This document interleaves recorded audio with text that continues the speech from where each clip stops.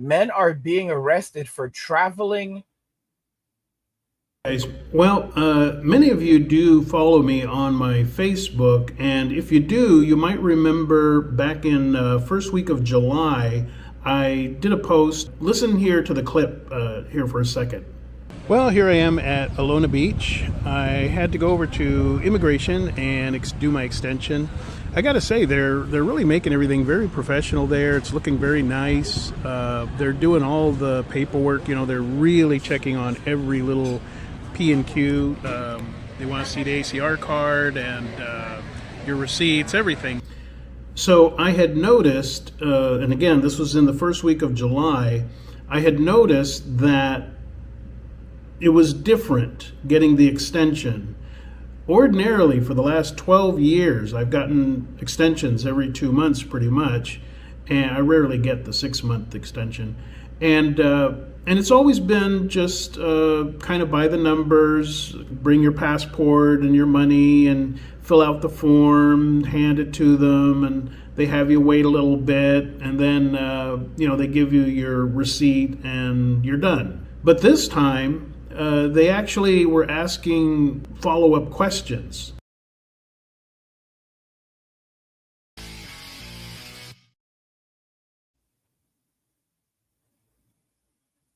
Men are being arrested for traveling.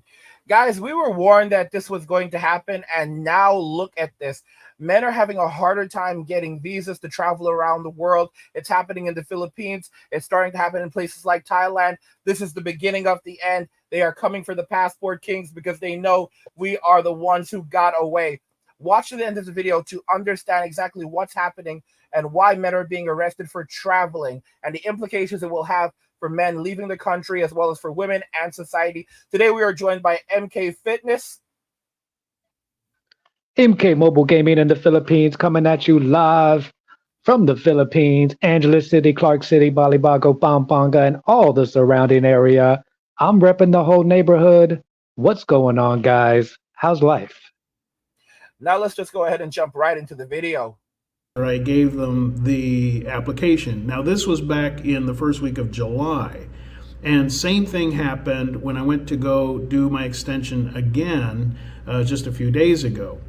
And I handed them the form, and again, and I had discussed this with Gio and Paul and a couple others, if they had seen the same thing in Dumaguete. They said that they had seen posts from other expats saying the same thing there in the Dumaguete Facebook groups and such. And what I noticed was that for now the second time in 12 years, they were asking these follow-up questions. They were asking, like, similar to when you arrive in the Philippines at the airport, one of the first questions they asked, well, what's the purpose of your stay? And on the form, it says pleasure. They have business and medical, other options. And so I said, well, I'm here, living with my wife, my asawa. They were like, oh, okay, well, you've been coming for a long time. I said, yeah, I enjoy the Philippines. They were like, well, where do you live? So I flipped over the application. I had drawn a map. In Bohol, they want you to draw a map because many places don't have an actual address. So I said, oh, well, I drew a detailed map here. So they're looking at the map and they're like, well, where exactly? I said, well, the street we live on does not have a name. But here are the landmarks. And so she's actually scrutinizing it and like, well, do I go left here or right here? And what's near there? And so we got that all straightened out. But again, they never normally ask this stuff. And then she said, so you're living with your asawa. Did you buy a house or do you rent? And I said, well, I rent. And the whole time I'm thinking to myself, what does this have to do with the extension, whether I rent or buy?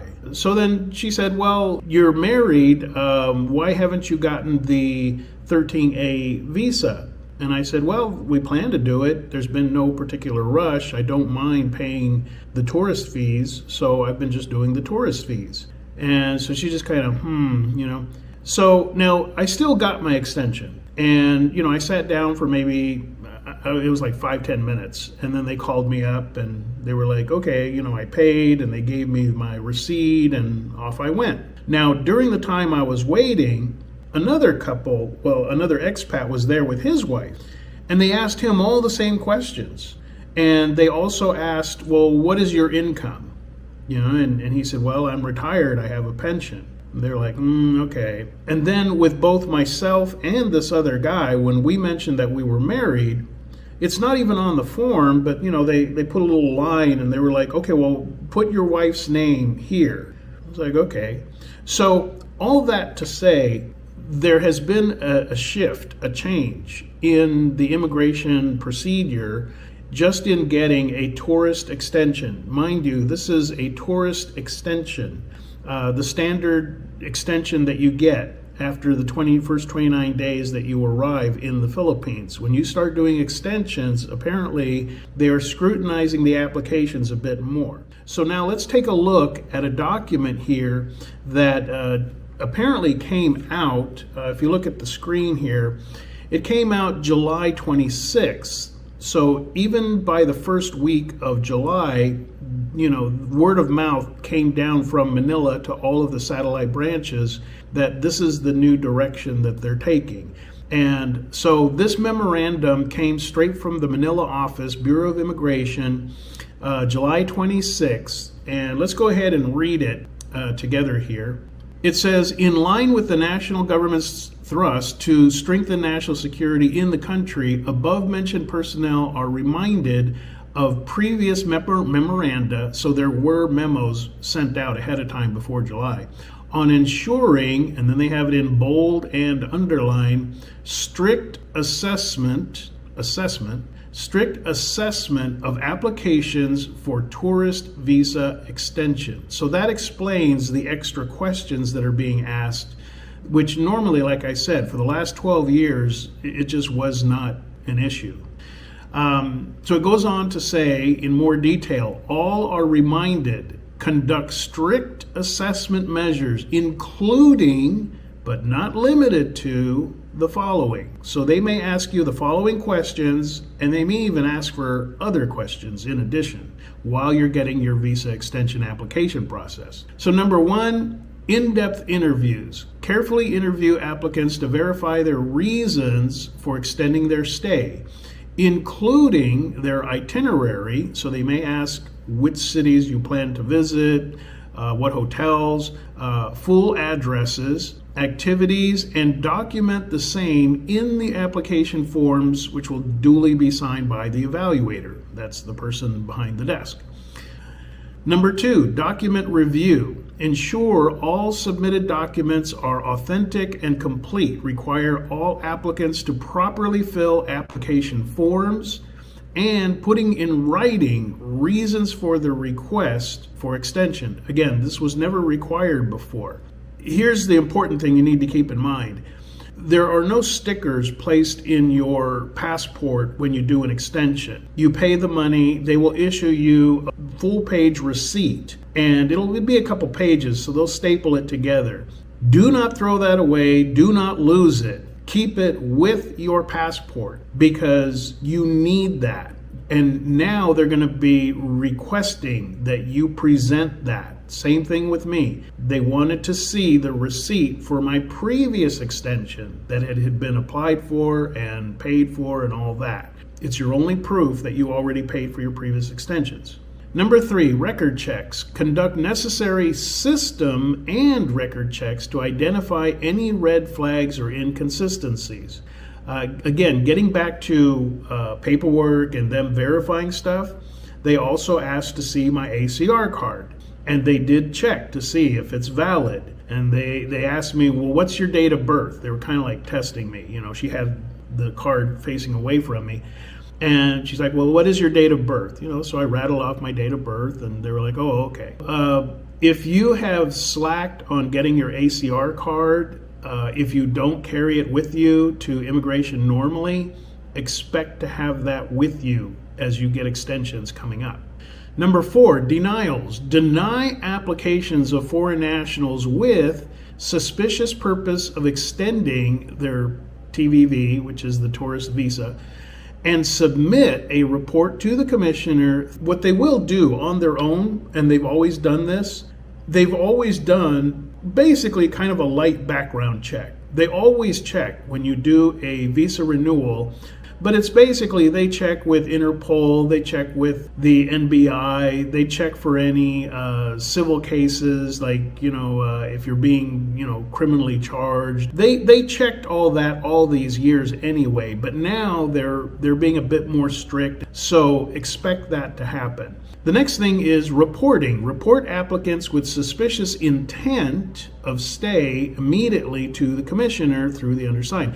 So it becomes important now how you answer these questions. Do not be joking around. Try to give brief, accurate, honest answers. Do not elaborate. Don't go into a big, huge story, because if anything seems fishy to them, there's a chance that they're going to deny your extension and report it up to the main office. Let's take a last look at the piece of the document here. In relation to the above, the Chief TVS, Chief SVS, and all ACOs are instructed to submit the name, address, passport copy, and other pertinent details of all TVV extension applicants who have extended for more than 1 year every first Friday of the month.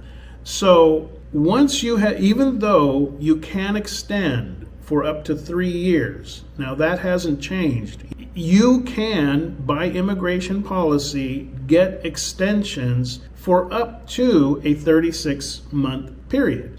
But here's where the gray area comes in. They could deny you. And now they are making a list of those who have extended beyond 1 year. Even though you're allowed 3 years, 36 months, now if you're in the Philippines beyond 1 year, expect that you're going to be on next month's list. So this is absolutely insane stuff that we are seeing. They are actually going after not just passport kings that are traveling to the Philippines, but they are also going after passport kings who are married to Filipinas and have been living in the Philippines for a long period of time. They know that these men are not committing crimes.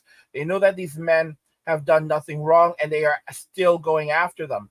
If we actually look at some of the consequences here, consequences of overstaying in the Philippines. So, for example, if your visa is denied or you do not have everything in order, there are fines and penalties. The Bureau of Immigration imposes fines based on the duration of overstay. So the standard fine is 500 Filipino peso per month, which is approximately $8.50 per month. You are now subject to deportation. So if they deny your application, you can be deported. In severe cases, particularly with significant overstays, you may face deportation. This can also lead to being blacklisted, prevented future entry into the Philippines, detention. They can arrest you. So if you're unable to pay the required fines or have other legal issues, and they can make up whatever they want to make up, you may be detained by immigration authorities until your case is resolved. Notice what they said, until your case is resolved. So you could spend days, weeks, months, or years in their prison. All right. And those prisons are awful. So if you have a medical health issue and you need access to medication or machines or something, if you have health issues, you can be in a Filipino prison for years, and you're screwed. You can pass away there and they don't care. All right. And you literally didn't do anything wrong. Also, blacklisting, this can result in, so you can be blacklisted, which bars you from ever re-entering the Philippines, or for a specified period, or in extreme cases permanently. All right. So the highest fines, the fines accumulate based on the duration of the overstay and the standard rate of Filipino pesos of being approximately $8.50 per month, or 500 Filipino pesos. And in terms of the longest detention, while there isn't a specific maximum jail time, severe cases of overstay, especially those involving other legal issues or inability to pay fines, can lead to detentions until the case is resolved. In extreme cases, overstaying for more than for years can result in lifetime bans for entering the Philippines. Guys, this is bad. This is terrible stuff. Terrible stuff that we are now being thrust into. I mean, I don't know.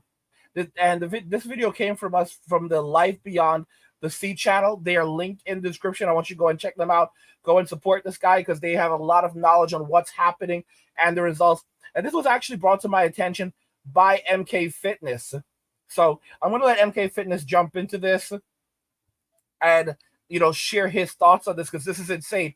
MK, what the heck is going on here? I mean, you told us a while ago that travel bans were coming, but it looks like they really are.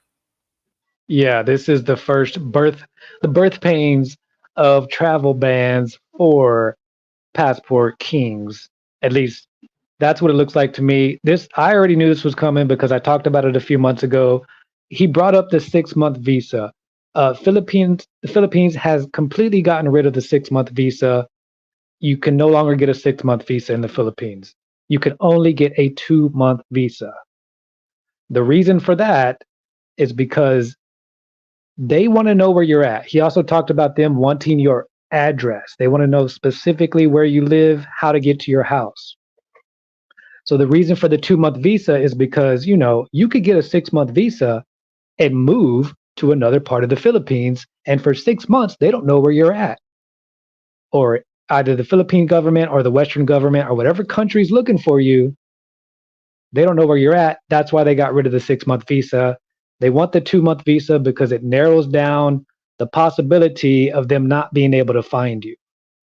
They know that at least within 2 months or within the next 2 months, you're going to be back at that visa office. And if they can't find where you live, they're going to be waiting for you at that visa office. So that was the first alarm in my head when they got rid of the 6-month visa. I was like, all right, something's going on. Some things are going to start changing. So they did that a few months ago. They got rid of the 6-month visa. And he's right about everything he said. They never ask you any questions. Like the way they're asking now, they literally, you barely even talk to them. You just give them your paperwork, you give them the money, they tell you to wait 2 hours, you come back and they just give you your visa and you go. That's it. There's no like interrogation. So now we got a full-blown interrogation. The second thing that worries me is they want to know where you live now. They want to know exactly where you live and how to get to your house. Why? Why? Like they know what city you live in because you're there getting the visa. Why do they need to know exactly where you live? So, I mean, is it that they don't want you in the country anymore? Is it they just, is it I don't money? think this has anything to do with the Philippine government. This is Western governments putting pressure on the Philippines to keep track of their citizens. Because like he said, things in the past have not been, that professional when it comes to immigration in the Philippines. But now, they're tightening up. And I don't think it's because of the Philippines government. I think it's because outside governments, because of the rise of passport kings. I mean, you can't have all these men leaving your country either paying significantly less taxes or no taxes at all.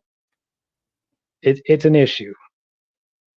So they get rid of the 6-month visa. They got you down to a 2-month visa so they can track your whereabouts.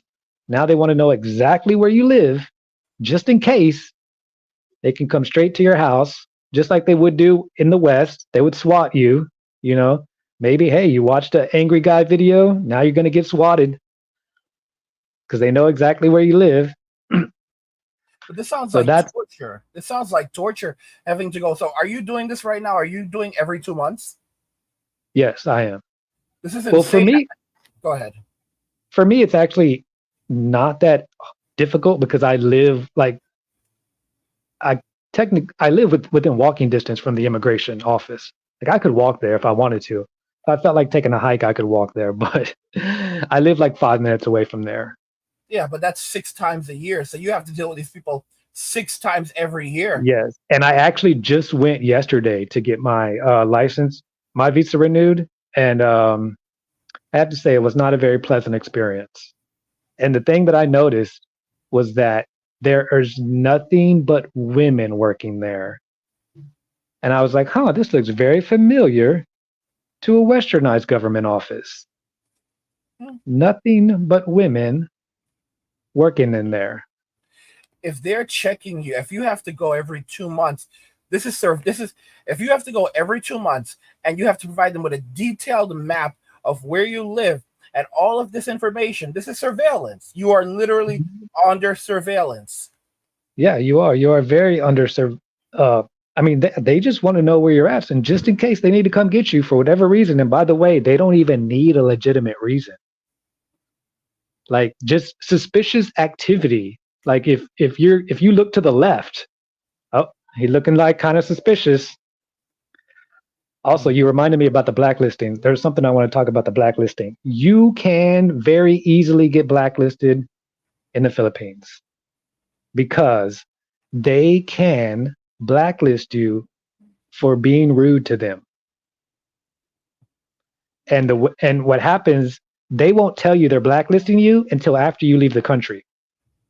So when you try to come back in, that's when you find out you're blacklisted. So you have to be very nice to these Filipinas at the office and just hope that they don't destroy your life. Yes. And they are rude. They are not the most friendly. They actually are the least friendly Filipinos that I've met because the people outside of the government offices are friendly. And this is the same reason why, like I said, it wasn't a pleasant experience for me. They've always been a little bit rude at the office. And I know they have to deal with a lot of rude boomers. I've seen it.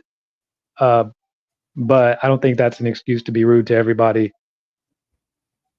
So there's that. If you are rude back to them, they can legally, they have it in their writing on the board there somewhere. If you know, they can blacklist you just for being rude to them, and they usually do that on your way out. You'll be blacklisted. Like if you're going, like if you have to leave for every 3 years, and then when you try to come back in, you will be made aware of that you've been blacklisted. Okay, so wait a minute. So you can still get the extension and they'll blacklist, so they'll give you the extension, but won't tell you that you have to leave immediately. But then when you leave the country, you find out you're blacklisted. I think they blacklist you when you leave the country. They don't blacklist. They don't blacklist you until you like. They'll write a note about it, right? Like when they file their report, they'll write a note about it. So from what I've heard from the immigration, there is a guy here who helps people with their immigration stuff and their visa processes. He has a company that helps people with that, and he said that you can be blacklisted upon your leaving, and then when you come back, you will find out that you are no longer allowed into the country. When you come back, you mean at the airport? Yeah, at the airport. Holy So they cow. won't even tell you. They won't even tell you you're blacklisted.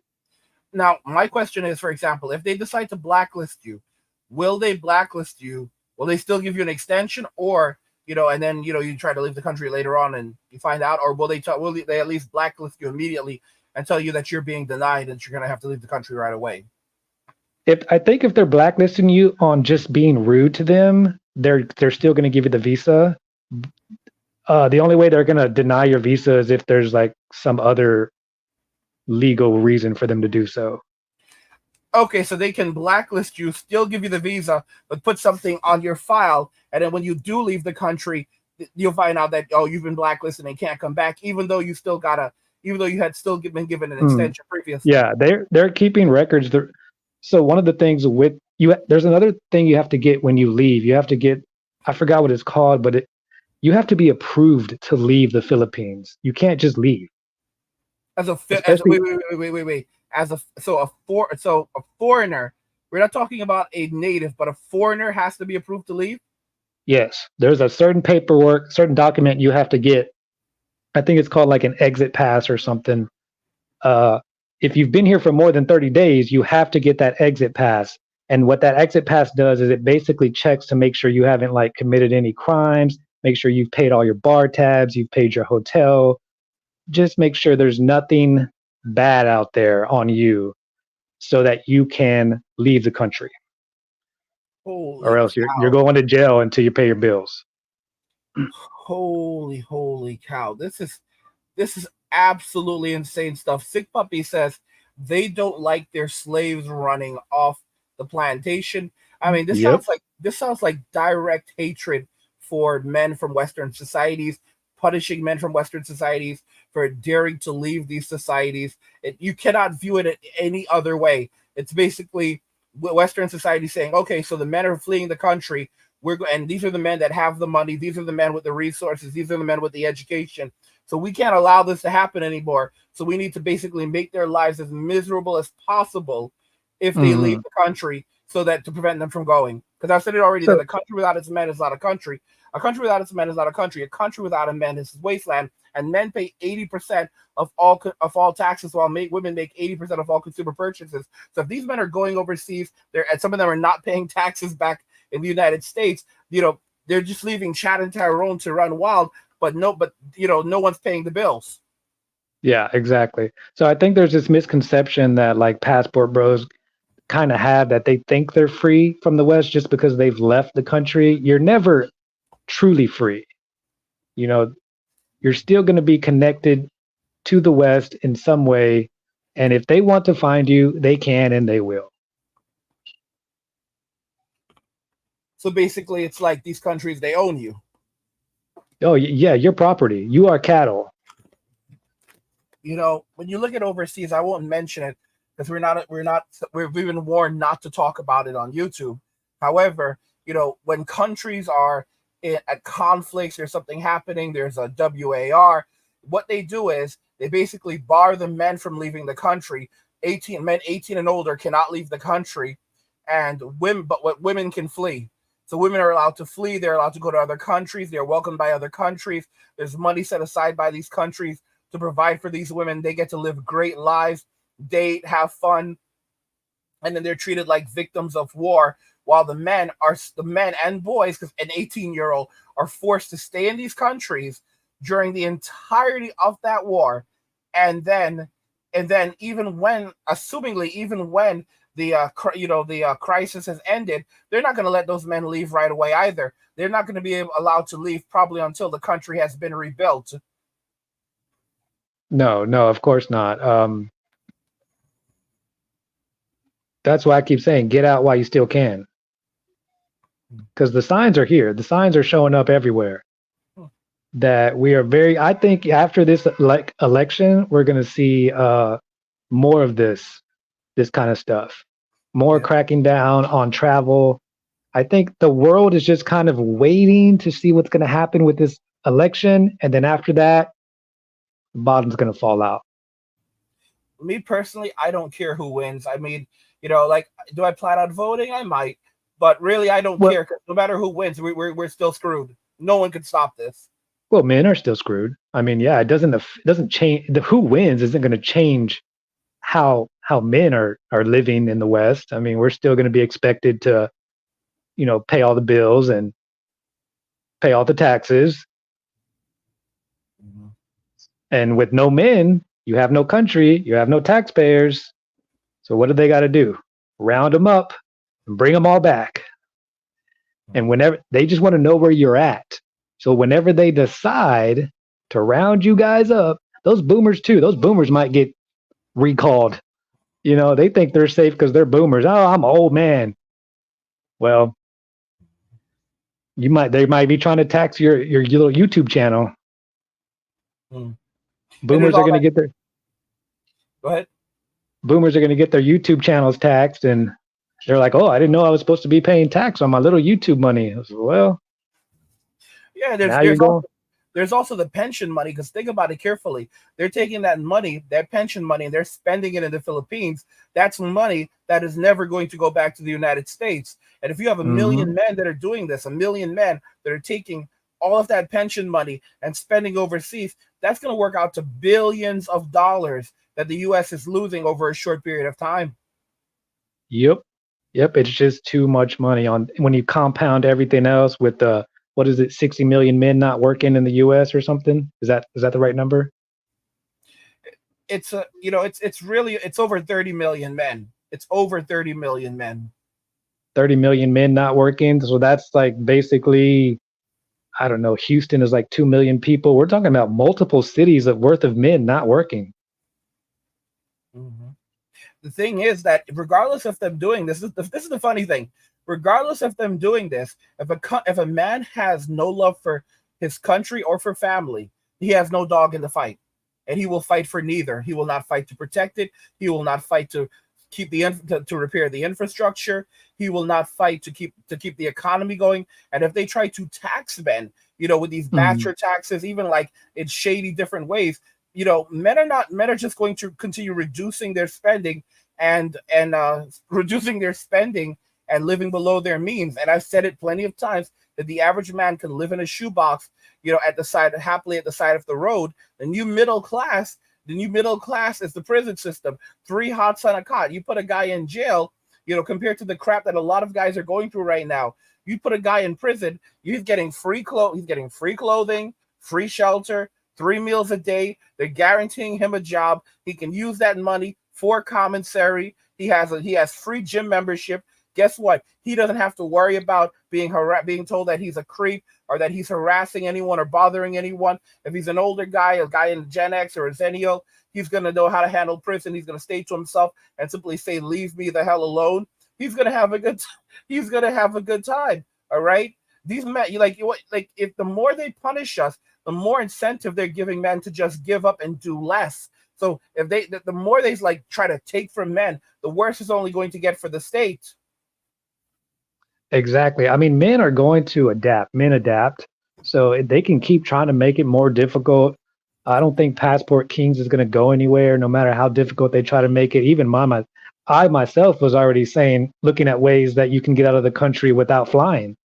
A lot of people don't know that you can actually buy a ticket on a cargo ship.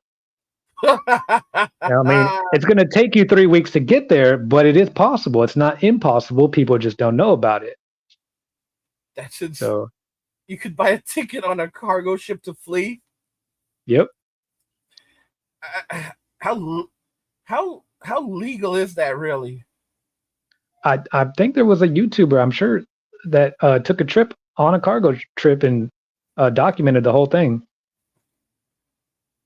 Damn. I think it's legal. It's just probably not very easy to get a ticket on a cargo ship, but it's legal. Men are And falling. Go ahead. you're not going to have the comforts. It's going to take 3 weeks to get there. So bring some books. Holy crap. If you're looking, for example, like Gen Z is completely messed up. 77% of Gen Z men back in 2020, were found to be unqualified to serve in the U.S. military. This was the military themselves that put these statistics out. This was 4 years ago. 77% of Gen Z men could not serve in the U.S. military based on the standards the military has set, because they were either too overweight, due to substance abuse and addictions, or because they were either mentally incompetent or due to or too mentally ill. That was back in 2020, which means that they had to have done that study prior to 2020, and we got the numbers in 2020. So those numbers are probably back from like between 2017 and 2019, and they were released in 2020. Now, take into consideration how bad Gen Z is right now. It has to be around at least 80%. It was already almost 80%, 77%. At Gen Z today, it's at least 70. It's at least 80 to 90% now. 100%, at least 80 to 90% right now. Thomas says one can also hitch a ride on a sailboat. That's funny. Yeah, it's at least 80 to 90% right now. So Gen Z men. It's actually probably more like 100%, because I actually just watched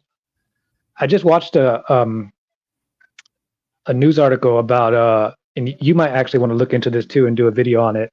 Apparently, the army paid The Rock $11 million to make commercials or to post on his social media to try and get people to join the army, and they actually got no one. They're actually trying to get their money back from The Rock. He was supposed to promote it on his social media and through the XFL, which he purchased. He didn't promote it. He made like one post. They paid him $11 million, and he was supposed to post 11 posts on his social media. So it was $1 million per post for him to try and advertise for them to recruit people to join the army. They got 0 recruits for $11 million.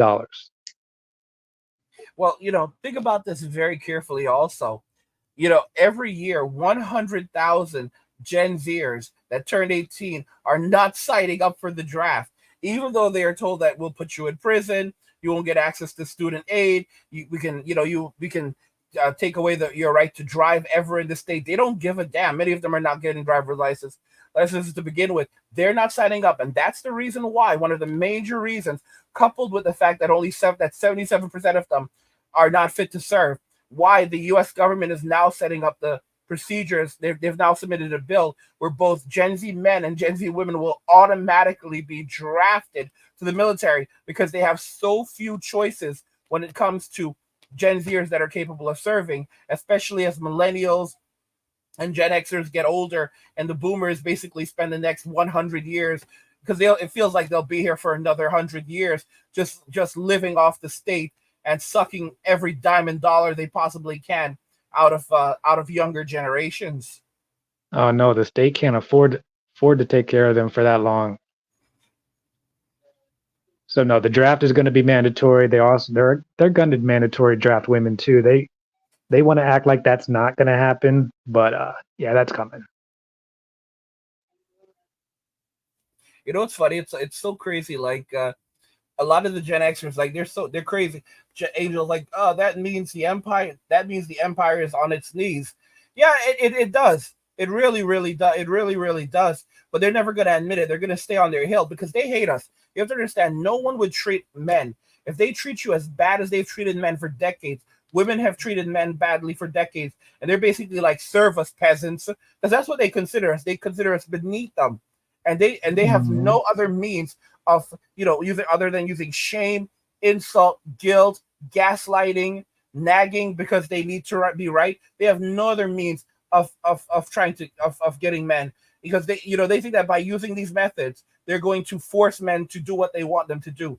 If you look at the Roman Empire, they destroyed their empire. Women basically got no fault divorces, and within 100 years, because they began running off with gladiators, divorcing their husbands, they were living off the empire. Men in the empire said, "We're done." They walked away. They were called worse than they were called by the emperor worse than all of the criminals in all of the Roman Empire. They were punished. They were not allowed to go to the Colosseum. They were forced to run during the winter time like a chain gang in the streets, single men, and still they would not get married. Within 100 years, the empire no longer had a military. The empire was no longer producing anything. The men had completely walked away. They were living in shoeboxes at the side of the road, and Chad and Tyrone had run wild in the empire. The children of Chad and Tyrone, they were basically the remnants within the state. They were not fit to produce. They were not fit to do anything. And the women in the empire the empire was basically being destroyed. Everything in the empire was basically going towards subsidizing the living of women. Men gave up, and they couldn't even protect themselves. They had no military. They had nothing whatsoever, and as a result, they were paying barbarians to work as mercenaries to protect the empire. The barbarians realized that the emperor had no clothes, meaning they had no money. They could not protect themselves or defend themselves, and they called the emperor's bluff. They pillaged the empire, took everything, destroyed it 100%. We were plunged into 1,000 years of darkness, which is basically living in caves, eating squirrel meat, tons of witchcraft, bubonic plague, and it took us 1,000 years to get out of that. And after that whole debacle, of course, Cannibalism. cannibalism, cannibalism. That definitely cannibalism. And just before the collapse, they did ban no fault divorces because of the horrific because of what it had done in the empire, but it was already too late. Men did not care Mhm. anymore. Men were never going to come back, and that was it. It took 1,000 years, and during those 1,000 years, we lost math and science. And there are people like, well, it's obvious that not all math and science were lost. They were still building stuff during that period of time, and people were still learning different things. Bro, math and science, the majority of human knowledge was lost. We have just figured Mm. out supposedly how to do what, create like Greek or Roman concrete, that the concrete that they used during the Roman Empire. We're just figuring out now, like, how to create that. So we lost so much chemistry. They were like, oh, it's not like we would have discovered electricity anytime soon. Are you kidding me? They were right on the pathway. to discovering electricity. And they had computers back then. They had mechanical computers that could basically that could predict the formation of the stars and eclipses and all of these different things. And they were so close. They were so close to entering into the modern day era. And then all of this happened. I mean, they had aqueducts that could bring water for miles to the Roman Empire. They had so many advancements, and because of how women reacted in the empire, everything fell apart. We lost all of it. And modern women, they are so determined to drag us down this path again, and they can't see it because they operate based on feelings, not facts. Feelings replace facts for them, and that's how they make decisions. And it's only when everything is lost, when everything falls apart, and they have lost everything, that they will sit back and say, "Well, my feelings betrayed me." They'll look at the facts and say, "Yeah, my feelings betrayed me, and now that's the reason why we're here." But they won't even apologize. They'll just say, "Yeah, it's my feelings. Blame my feelings," because they still won't Well, take any no, accountability. it's men's fault for allowing them to do it. So that's what they're going to say. Oh, it's your fault for letting me be crazy. Holy cow! Also, just so you know where we're at on the timeline, the repeat of history. I think the Republicans and Texas is already talking about getting rid of no fault divorce. So that's where we're at. That's what stage of this decline we're in, which is the last stage. So They they're truly trying go ahead. they're trying to get rid of no fault divorce. Uh, they're going to be trying to pass some bills in the future to get rid of the no fault divorce. That's going to go through, even though people are going to be crying about it. But like you said, it's going to be too little, too late. Like it's not going to have any effect on bringing men back to the plantation.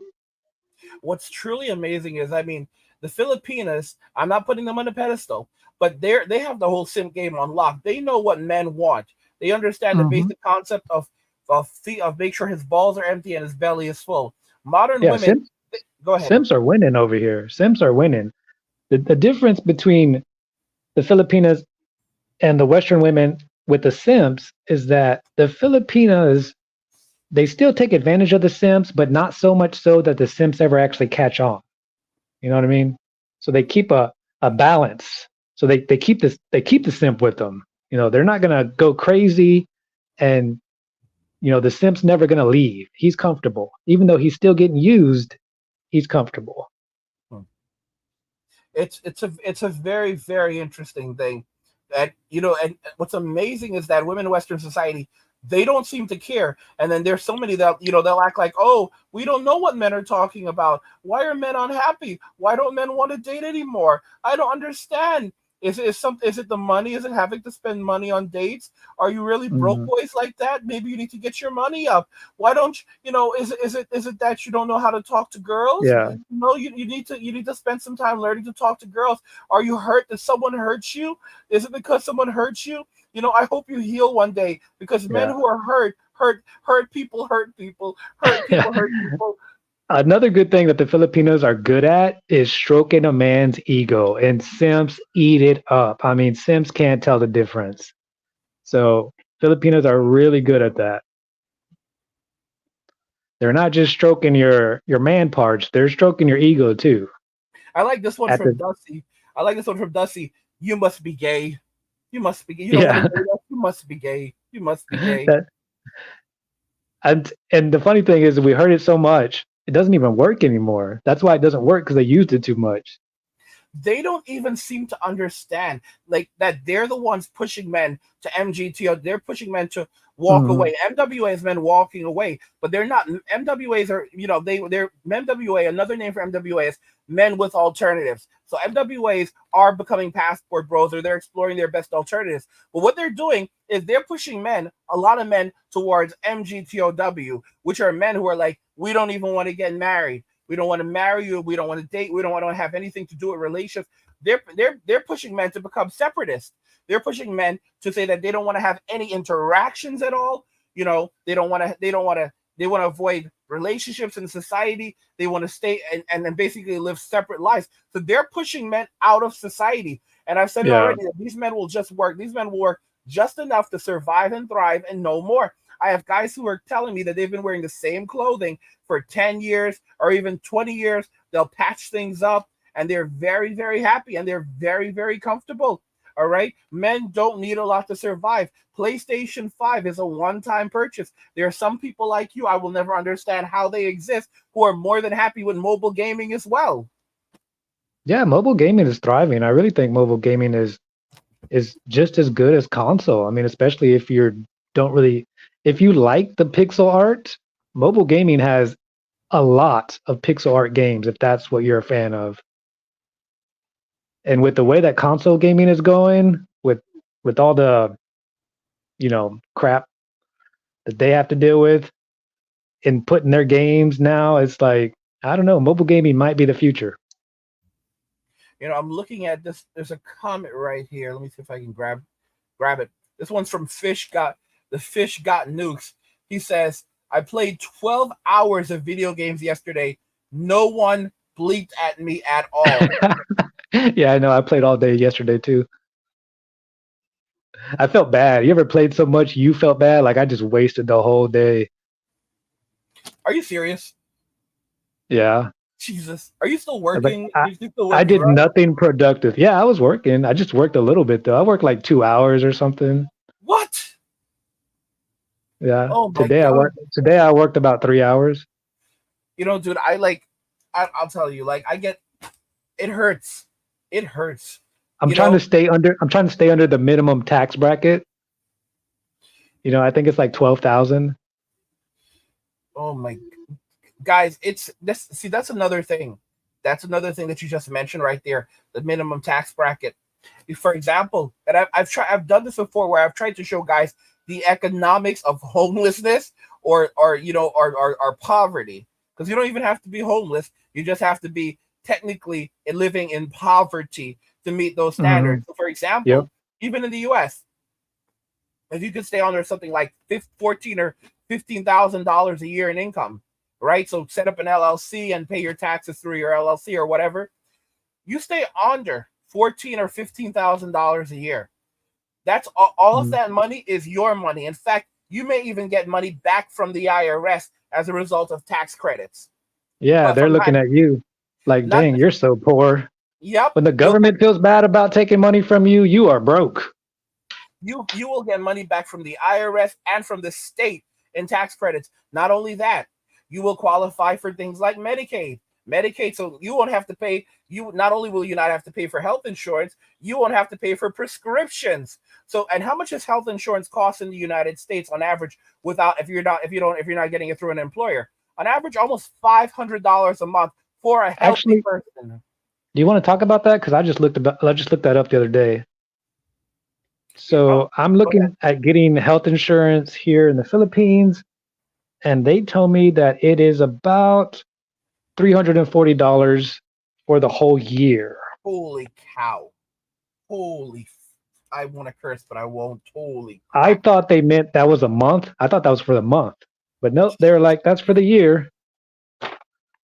And I was like, and I get, let's see, cardiologist, endocrinologist, uh, pediatrician, ear, nose, throat, medical dermatologist, optometrist, general surgery, internal medicine, general practitioner, family practitioner. The only thing is that you only get one visit to the emergency room per year. So I can only use my emergency room once a year. But if I do all the preventative stuff, shouldn't have to go to the emergency room. When you have to go to the emergency room out of pocket, how much does that cost? That's gonna it's they pay up to $400. But just keep in mind, we're talking about the Philippines here. An emergency room visit in the Philippines shouldn't cost you more than $100. 100 US dollars every time you go to Yes, the emergency room. yes. The And foreigner. the insurance is covering $400, up to $400. That okay, I'm trying to understand. So if you don't have health insurance in the Philippines right now, and you need to go to the emergency room, it's going to cost you around $100. Yes. Okay, but if you do need to go, I'm let's say, speaking from personal experience. I literally went to the emergency room and it cost me $100. gotcha. So But if you're not going to the emergency room, if you're just like you want to visit your primary care doctor, right? Yeah. Go to visit your doctor, like you have a doctor in the Philippines. When I lived overseas, I had a primary care doctor. If you want to visit your primary care doctor, how much will it cost you to go and see your doctor So the doctor I have cost me $20. per visit? Yeah. Holy cow, not bad. And my Not dentist cost me $20. My dentist, I can get my teeth cleaned for $20. wow, wow. You know, And in I, the I U. got a filling. I got a filling was like maybe $30 for a filling or something. So in the U.S. for health insurance, for health insurance for a healthy person, if you are a young healthy person, out of pocket, it's about $500 a month. If you are a person Hmm. with, let's say, with like diabetes, high blood pressure, heart disease, not even heart disease, you're looking at like $700 to $1,000 easily. If you can even get insured, I mean, they might not even insure you if you're. That's correct. But for just a healthy person, we're talking $6,000 a year for a healthy person. For a person who has Mm, pre-existing health conditions, oh, that's that we're talking thousands of dollars a year, like sometimes even tens of thousands of dollars a year. It's not unheard of for people spending $15,000 to $20,000 a year in health insurance if they're ill. But if you're a man and you're below that tax bracket where you make less than a certain amount of money every year, you will qualify mm, for Medicaid. You can go and get yourself Medicaid, relax, get that good old Medicaid, and they will cover your prescriptions, they will cover everything for you. So now you're saving anywhere from a minimum of 6,000 to even $10,000 or $20,000 a year. But let's say 6,000 a year. So now you don't have to worry about health insurance, you don't have to worry about prescriptions or anything, and you're making, let's say, $15,000 a year. All of that money belongs to you now. All of that money belongs to you. So you're minimizing you because you minimize your tax liability. You go to food pantries, you go to kitchens, wherever you have to go, food banks, and you're able to go and get hundreds of dollars worth of food from these places if you even need to. And it's the same food. You can go to places that offer clothing and all kinds of even toiletries. Get your stock up, especially if you're a single man. You'll basically be able to stock up on stuff that'll take care of you for a month or a couple of months. You could even turn around and maybe even resell some of that stuff on eBay.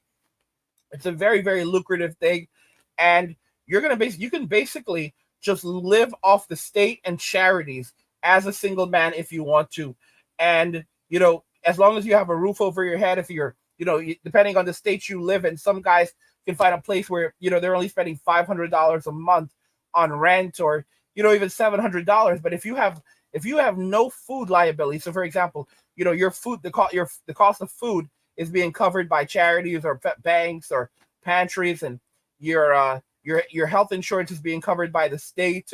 In terms of clothing, you don't buy clothing, or you rely on mm. you go to the charities, and you get whatever you need there.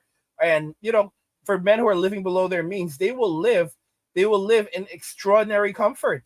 They will live in extraordinary comfort because they will have no bills. Yeah, And well, this is how women have been living all this time. So, I mean, men are just figuring out how to work the system now, too. the thing about it, the thing about it is when it comes to women, the thing about it is that for women it's different, because women are not minimalist by nature. Women need all of these things. They need all of the clothing, and they waste a lot of money. So for men, we can live very comfortably with nothing. Simplicity is a luxury for men. Women, on the other hand, they're gonna basically burn through whatever cash they have, and try to live off the simp economy, and use the simps to buy them these meals. Because most more men today, way more men today, can cook than women. All right, a lot of Gen X women cannot cook. Most millennial women cannot cook. Gen Z women, none of these women can cook. Gen Z women cannot cook at all. A lot of that is because of women's empowerment. They were told that cooking and cleaning is beneath them. It's patriarchal, and as a result, they didn't learn how to cook. They didn't learn how to clean, so they cannot even do these things for themselves. They see cooking and cleaning, not for a man, for themselves, as patriarchy. And a Yeah, real single man, mothers are like their houses are dirty. They're just disgusting. They see it as patriarchy. They believe that a real man will provide food, all the food that a woman needs, someone to cook for her and to clean for her so that she can enter into her femininity, which is a complete and utter joke because, trying to enter into her soft girl era, you know? Yeah, And now yeah, many, and then go ahead. then the simps and the beta males will be like, well, that's what a good man does. A real man cooks and cleans and goes to work 80 hours and comes home and makes time for his wife and It, doesn't complain when she doesn't want to have sex. it's so amazing. It's so amazing where you have a lot of women who they'll boast about being with 500 dudes, and then if they get into a relationship with some guy, they don't even want to be intimate with him like even once because they are disgusted. Mm, The guys that they actually want, Chad and Tyrone, those are the guys that they love, and it doesn't matter if they're married or not. They're just using the beta male, the plan B guy to survive. And when he's going to work, little Poncho is clapping it. yep. They will never love a man they can't, and the man they can control, but they love the man they can't control. They don't respect you from the start. I always say this about married men in the West. The very fact that she agreed to marry you tells me that she didn't respect you from the start because she knew, because you went, got down on one knee, begged her to marry you, even though she was a fat single mother and you were working 80 hours a week. You already got a house, you already got a car, you provided a home for her. You know, you were the valuable one. She knows she's not valuable. So the fact that you're kneeling down to her, begging her for her permission to marry her tells her that you don't respect yourself, so she doesn't respect you either. Think about the notion where men want a woman to kneel. You're absolutely right. To kneel to her, to ask her to marry her, but she will say that she will never kneel to any man. The only man that she may Mhm. ever kneel to is God. All right, but she will not kneel to any man here on earth. But she was more than happy to have you kneel to her or have you kneel before another man. Like these women believe that they are actually above man and that man's job on earth is to serve them. Just like the angels are created to serve God, the men were created to serve women and the state. This is such insanity, but you have to remember it makes sense to them because they operate entirely on feelings. So whatever they feel is right because shapes their reality and becomes how things are supposed to be for them. Well, it makes sense to them because it benefits them. I think deep down inside, they know they're like, man, men are screwed. Thank God we're not men and we get to be women and use men and use the state and take advantage of all these benefits. You're absolutely right. They absolutely do know deep down. They'll never admit to it. Most of them will never ever admit to it, or if they do, it's just another scam and scheme. When you see women like talking about other women on social media and like how women are, they're really just virtue signaling and trying to find a beta male simp to say, "Oh no, you're a good woman. You're a good woman. You're not like the other girls. I'll give you a shot. I'll give you access to my resources." Like they think that men are so dumb because there's always been a multitude of simps. And here's the thing: a lot of men will never listen. They're told that it's not that any woman is better than that. The women in the Philippines are not better than women they're not better than women in America in the sense that they're not superior. They're not biologically superior. The fact of the matter is that they are just they know what men want. They are smarter about getting what they want, and they're not praised for things like promiscuity. So they have different tactics, but women are still women. And a lot of these dudes, they have this whole Disney princess thing where they believe that they're gonna have this Disney princess life. They're gonna go and find their princess. They're gonna find their princess and have a Beauty and the Beast moment, and everything is going to Mm. be perfect. And when you try to explain reality to them, they get angry. And then after they've screwed their lives up, they want to come back and act like they're babies. And it's like I don't feel bad for a lot of these guys because they were told. I tell a lot of guys, I can't tell you what to do, but don't do this. All right. I can't tell you not to go over that cliff, but do not go over that cliff. All right. A lot of men, to be honest, they don't want to accept the truth. They no matter what you tell them that men or women are different, that men and women think different, that women operate using emotions while men operate using facts. That's not to say that women cannot use facts when they choose to, and men cannot be in their feelings when they choose to.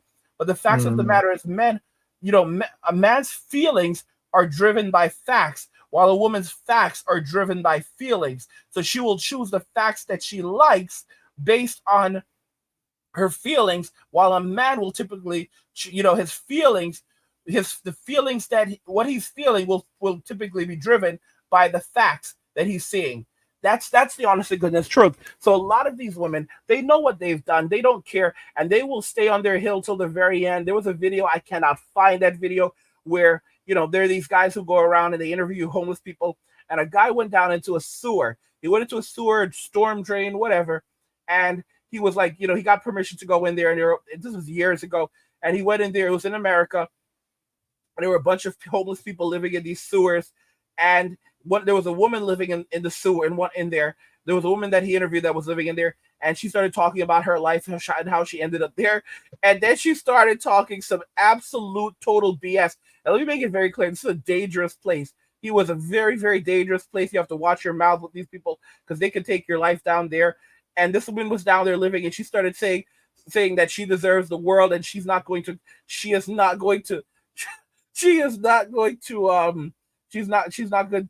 going to compromise on her values and what she deserves. She deserves a certain type of man who's going to treat her a certain way and give her a certain kind of life. And this dude flipped out on her, because when you're interviewing people, you're not supposed to act like that. Bro flipped out on her, and he goes, "No, Susan, stop it right now. Do you know where you are? You are living in the sewers." All right? And like sometimes people lose their minds when they hear the absolute delusion. She started to cry, saying that she would not settle for any less. And he's like, "Bro, you live in the sewer. Stop it right now." Because women have been conditioned to believe that they deserve more than they really do. They deserve a Prince Charming. They all deserve millionaires. And she was like 60 years old. All right. Oh man. Yeah, the old ones. The old ones are the worst. Oh my gosh. She lives in the sewers, but she don't want to marry no Ninja Turtle. Oh my God. Like, nah. No Ninja Turtles down here. I need a Christian. What's his name? What's his name from 50 Shades of Grey? Christian Grey. I need a Christian Grey. Oh my God. And that guy was so creepy too. He might have to take me a bath first. Oh my God. I smell like sewage. I'm gonna go. But no, you're right. I mean, men.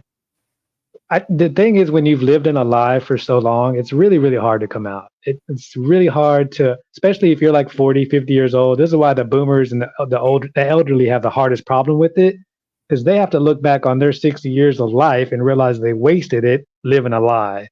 It's easier just to stay in the lie for most of them. I've said this countless times that sometimes you'll see like these old dudes in the streets, like the old white guy, the old black guy. And you're thinking like, oh, how did they end up there? Poor bastard. You don't realize these are old Chads and Tyrones. They were running the streets. Old little ponchos.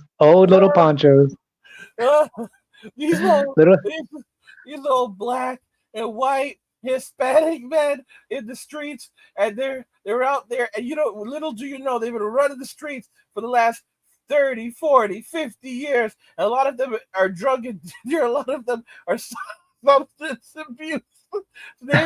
Substance abusers. And now, between the drugs and the bad living, it's caught up on them. And they're in the streets, and they can't survive anymore. They can't work anymore. They can't live off women anymore. They can't do anything, because a lot of them, they spend their lives living off women. And now they're out there and acting like they're poor things, and people should feel sorry for them. And you could only imagine how many families. Yeah, then they try to play that grandma and grandpa card, like, oh, I'm an old man, like, and like, you did that to yourself, bro. Like, you're supposed to feel sorry for them, or no? Even the ones that aren't like homeless, they're the ones that have money. Then they're just super entitled. You know what I mean? Like, I worked 70 years. You need to respect me. I don't even know you, bro. A lot of the old boomers are such jokers. They had these privileged lives. Gen Z, I swear to you, I see it in Gen Z already. Like, that's why they call them the Zoomers. It's not because they're fast. It's just because they're really very slow in many different ways. No, it's because they're exactly like the boomers. They are the boomers reborn. And I will guarantee you, the Gen Zers, the Gen Zers that are still around in 10 to 20 years, because a lot of them won't even be here in 10 years. They're aging in dog years. The ones that are still Mhm. around in the future, they're going to be walking around saying that they had to walk 100 miles to school, and they suffered so much during their childhood years. These people were on iPads and living comfortably. All right, but they're gonna say that their lives were so hard, like the boomers, and oh yeah, I had to work. I had to work. I worked for 30 years, and it's like, bro, you're old. You're not even 40 yet. So when Yeah, you started work, you started I've when been did you reading start the working?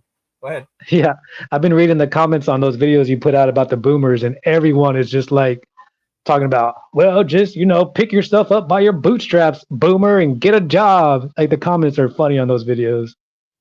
They really need to. They need to go learn to code. Yeah, it's like what happened to all that? Just suck it up, Buttercup. And they're gonna be out here swearing and crying in the streets. Oh, you hate old people. All of you hate old people. You don't like old people. And the boomers control 70% of all the wealth in the United States. Okay, Mhm. people over 60 control 70% of all the wealth in the United States. And these are the same people that are going to be out there screaming and hollering and crying and saying that no one likes them and everyone hates them and they're treating them fairly and they have no respect. And it's a national disgrace to be treating your elderly this way. And the crazy thing is that they're Yeah. the ones who created the system. You have boomers now who are turning to their Gen X kids and their millennial kids and asking to move in with them and asking for money. And I'm thinking to myself, like, bro, you gave us hellish childhoods. You gave us a terrible society. And now you want to ride off into the sunset. You want us to subsidize your living. You put a lot of us out at 15 years old. My father told me when I was Yeah. 4 that I needed to get out by the time I was 14. He was like, I'm giving you Yeah. 10 years. That's another thing about the boomers in the West is like, and the reason why they're all like, oh, you don't respect us elderly. Like people in the Philippines, they respect their elderly, but it's because the elderly don't throw their kids out. You know, the elderly are still valuable assets to the family, even if they're not working. They're helping, they're cooking, they're taking care of the grandchildren.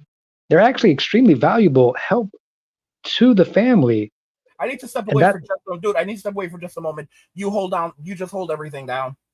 All right, what's going on, guys? I'm in charge now, so smoke them if you got them, because this might. Let me read the comments. Let me read the comments. 14 years old. What does a boomer do after climbing the corporate ladder? I don't know. Is that a joke? What's the punchline? Kidnapping their grandkids is no. It's not helpful. Let's see. Pull up the ladder. Exactly, because they're so afraid of somebody else taking their job. Health insurance is tax fraud. He pulls up the ladder. That's a good one. That was a good one. What does a boomer do after climbing the ladder? Pulls up the ladder and says, "Screw you guys." Sets the ladder on fire. Pours gasoline down the ladder. That's the boomer mentality. Shouldn't it be on Medicare for not working? Kidnapping, no. I don't know. How are you guys doing this morning or evening or night, depending on where you are in the world? How's life? What were we talking about? We were talking about boomers getting deported. That would have been a funny clickbait title. Boomers getting deported.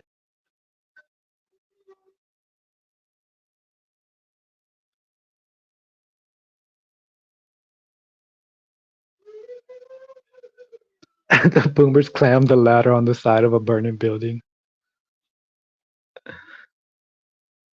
They love climbing that ladder too. They love that ladder. They think that that meant something.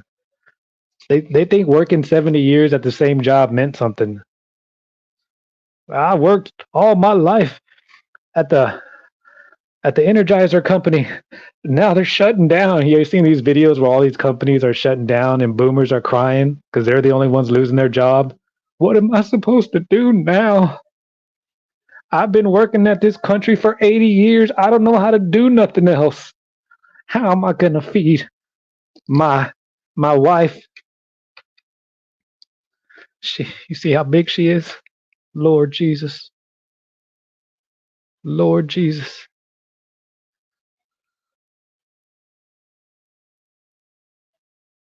At least we don't have kids. They should live alone. I don't know. It's not my channel. Please allow us to call into these shows sometimes so we could give our stories. I don't know. Put your story in the chat. I'll read it. These Don't guys want invest time in ha. don't invest time and money. Did you see? I was watching this one video on YouTube about Energizer closing down his factories, and all these boomers were crying. I don't know what I'm gonna do now. They told us we have 1 year to figure out how we're gonna survive, and I gave my whole life to that company. Like they think that this is the boomer mentality. Like they think the company owes them something. That's your job. That they don't owe you nothing because they think that everybody thinks like them. What's interesting though is they think the companies owe them something. They think society owes them something, but they were the Mm-hmm. first ones to tell their kids that we owe you nothing. We don't owe you anything. Mm-hmm. No one owes you nothing. We don't even owe you a roof over your head. Get out. All right. These boomers did so much crap, and Grandpa loved his Ponzi scheme. Grandpa loved his Ponzi scheme. They were involved with every damn scheme out there. All right. They screwed up this country, and now they want to turn around and gaslight everyone. I mean, they're the OG gaslighters. It's hilarious. It's so hilarious what they are doing. I mean, I saw an article yesterday. I posted about it where they're saying that Gen Z is the luckiest, maybe the luckiest generation of home buyers in history. The Yeah, I saw luckiest that. generation. What the living hell? Like at this point, no one believes anything that they're seeing. All right, only the brainwashed, and the people who are a part of the agenda are going along with this crap. Yep. I mean, what is it? I'm curious. How are you going to? Are you getting? Does it? How are you going to deal with like the changing structure with the Philippines right now? Having to go every 2 months. I mean, for now it's okay, but I mean, if you ever break up with your Filipina or decide you want to move, that could create more problems for you. Just having to go back and forth to do this every 2 months, couldn't it?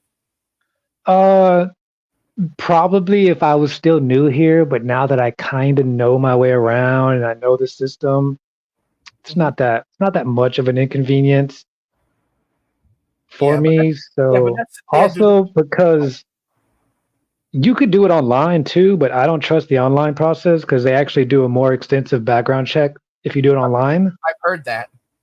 So and honestly, if you have any kind of criminal record, there's a pretty good chance you're not going to get your visa approved.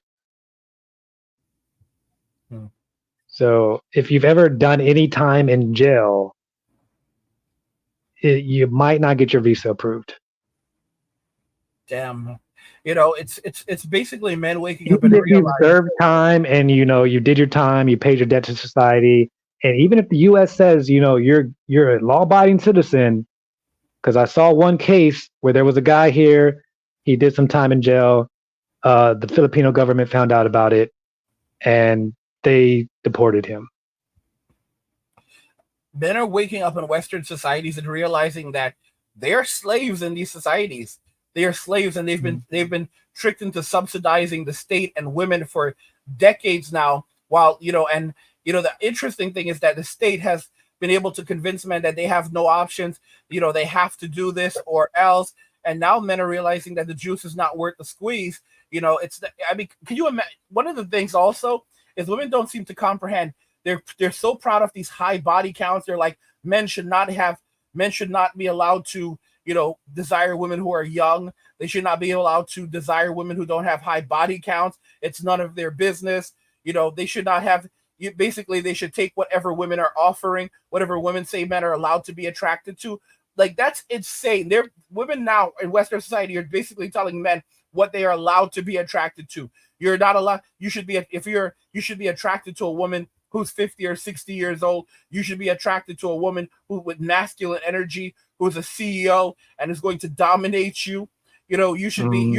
you should be you should not you should understand that if you get married, it's having to share. You should be willing to share your wife. It's not your place. That's patriarchal. So if she wants to go out and have a relationship with another man or multiple men, that's none of your business. That's Oh yeah, you're abusing her. You're abusing her if you don't let her have relationships with other men. That's abuse.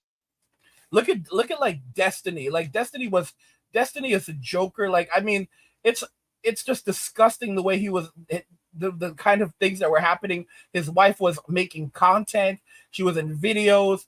She was on Fansly, which is an only fools knockoff. And then she basically left him. She left him for some dude who was not well off and who had some evidently had some serious mental health issues. And he's out there blaming everyone and crying about it. And he learned absolutely nothing from it. He still has the same toxic views he's always had, and it's just, Simps, a lot of Simps will never change. They will absolutely never change. But the good thing is that men as a whole are saying that we don't want to take the abuse anymore. And even a lot of Simps right now that keep on simping, they're simping online. They're afraid. Mm. They're afraid to go out and interact with women. They're afraid to even come in contact with women. So they'll simp online. They'll sign up for a woman's OnlyFools account. They'll give her some money via Twitch, but they're not going to go on actual dates with her. They're not going to actually meet her up. They're not going to marry. That's why I said the simp economy is moving overseas, and women have been living off the simp economy for so long that you look at what's happening in China right now. The simp economy in China is collapsing. All right, Yeah. it has collapsed, and all of those gold digging women that were demanding $80,000 to marry them, or 800 or $1 million to marry them. They're like, men are walking away. They're choosing to prioritize themselves, spend that money on themselves. And then what are women doing? They are shaming men. They are actually shaming men for walking away from the simp economy and putting men online and trying to destroy their lives, because these men are choosing no longer to be engaged in the simp economy.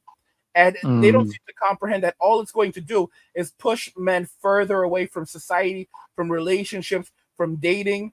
It's amazing how these women think, how these women operate. They don't understand that they're pushing more and more men to MGTOW. Yeah, it's not just Western men that are coming to the Philippines, by the way. Men all over the world are coming to the Philippines. There's a lot of Chinese, lots of Korean guys here. Uh, so, yeah, all these other countries where the women just aren't marriageable, they're going to be having some serious problems. They already have a population problem. They already have a marriage decline, population decline. Nobody's having babies. Uh, so the government's going to have to do something to get the women in check, to get the men back on the plantation. Yeah, no, it's absolutely sickening.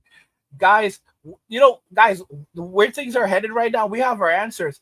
It's going to be travel bans, men being banned from leaving the country, or given very short visas. So basically, you can leave for a short period of time, but they're going to make your life miserable if you want to live in these countries. It's going to be men forced to stay in Western society. If a war breaks out, forget about ever Mhm. even being able to leave the United States or Western countries, because they're going to basically say the men can't leave. And it's gonna and even when these wars end or crises end, it's only going, it's just going to be like what happened after 9/11. The world will never go back to normal. This will become a new normal of travel restrictions, making it harder to go anywhere.